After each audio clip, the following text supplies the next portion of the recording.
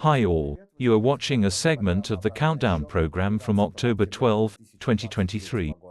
Today is Thursday. See the full version of this program on the Patreon resource. The analytical program, Postscript, will also be released there today. More on its topics a little later, but now to the most important thing. Today, U.S. Secretary of State Antony Blinken arrived in Israel. Before flying from Washington to Tel Aviv, Blinken said that the United States stands with Israel, today, tomorrow and every day. We stand firmly against terrorism, and we have seen almost unspeakable acts committed by Hamas, he added, calling the situation simply heartbreaking. Blinken said he would meet with Prime Minister Netanyahu in Israel, as well as President Isaac Herzog and other senior officials. The U.S. Secretary of State confirmed that the United States will provide Israel with everything it needs. And U.S. President Biden said the day before that if Israel disappeared, not a single Jew on the planet would be safe, warning Iran, be careful. This statement is justified, since terrorists are already calling for a planetary pogrom against Jews on Friday, October 13. And Hezbollah, controlled by Iran, has a huge arsenal of missiles that can deal Israel a blow that will be very difficult to recover from. Israel is now preparing for a ground operation in the Gaza Strip.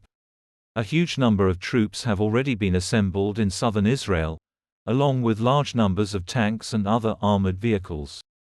There is less clarity about when the order will be given and what the ultimate goals are. Officials are talking about creating a new Middle East reality, essentially a Gaza without Hamas. And there is reason to believe that this operation will surpass in scale and scope all previous similar operations. According to Turkish journalists, Hamas is holding hostage at least 150 people kidnapped by militants in Israel. Turkey is negotiating with Hamas over the release of the hostages. At the same time, the death toll in Israel reached 1,300 people, more than 3,300 people were injured.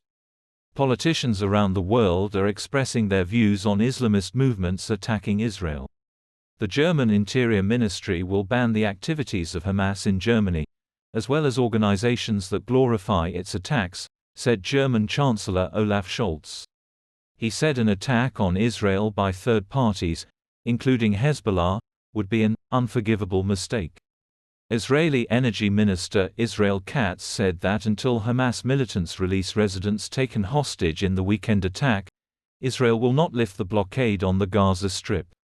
Humanitarian aid to Gaza: not a single electrical switch will be turned on, not a single water hydrant will be opened, not a single fuel tanker will enter until the kidnapped Israelis are returned home, he wrote on the social network X. Watch this and other stories in full on Patreon. Become our patrons right now and look further in this program. The Rashists have an offensive escalation in the Avdiivka area. They die, but they crawl. Meanwhile, military experts conclude that the limited successes of the invaders in this area will not lead to any strategic victories.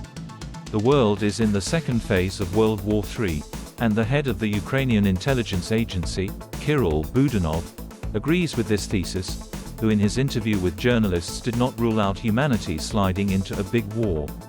On the one hand, the Kremlin is inciting wars, on the other, it is trying to save the situation inside Russia. It is no longer possible to do without the supports of totalitarianism. Volodin opened a front against the relocants, Rogozin snitched on Friedman, and Metropolitan of Pskov Tikhon Shevkanov was exiled to the Crimean diocese to pray for victory. Putin himself is resuscitating the ruble, which, within the framework of schematomics, is already in very bad shape. Watch in the program, Postscript. German Chancellor Olaf Scholz called the silence of the Palestinian authorities shameful. And he said that Germany would temporarily suspend funding for development projects in the Palestinian territories. Meanwhile, a group of independent UN experts on Thursday condemned violence against civilians in Israel. At the same time, the UN itself has not adopted any resolution regarding the Hamas attack on Israel. It turns out that Jewish children can be killed and beheaded, and any response to this is outright genocide.